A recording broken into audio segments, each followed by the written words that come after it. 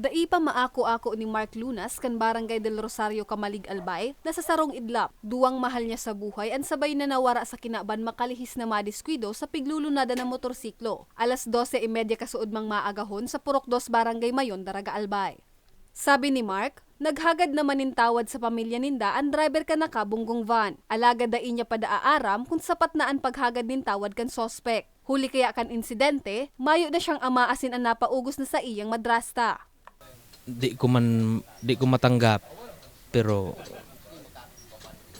kakayan makulog man sa amon para sa amon ta nawara nga ni aning duwa. Salamat sa pagpadaba sa amon. Gabayan mo na lang kaming magkakapatid. Sa CCTV footage na ini, hagup ang nangyaring insidente. Mahihiling pa sa video ang mga biktima na nakalunad sa indang motorsiklo, mantang papabalyo sa crossing sa lugar kan insidente. Hagup man sa video ang padangadang na van asinan mismong pagkakasalpo kaini sa mga biktima.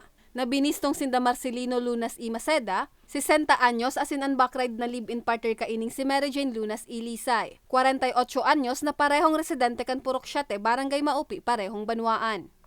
Binisto man ang driver kan ba na si Nino Pakuan Igabuya. Nasa tamang edad asin residente kan San Andres kat Balogan, Samar. Basado sa investigasyon kan Daraga Municipal Police Station, nagluluwas na naging marikasan padalagan kan van asin da itulos na reparo kan driver kaini ang mga biktima na nagresulta sa insidente. Both po yung involved vehicles, nagdadalagan po sinda sa opposite lane and then pagdating sa place of incident, nagkasalpukan po sinda. Pusugod po yung impact. Napag-araman man, nagikan Manila pasiring kutang Sorsogon Province Anban, mantang gikan San Ramon Mayon Road, pauli naman kutaan mag-live-in partner.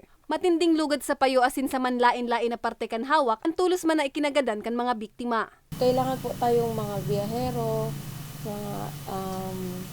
kailangan po natin palagi po tayong laging drive with cautious po, especially po at night, pag madilim, tapos pag hindi po natin alam hindi natin familiar yung road, kailangan mag-stop talaga tayo, lalo pag intersection, and then wag tayo magdadrive pag nakainom, pag antok. Sa presente, nasa kustudiya na kan Daraga Municipal Police Station ang driver kan van na nahahampang sa kasong reckless imprudence resulting to multiple homicide. Para sa mga baretang tatak Bicol, Jennifer Pulinar.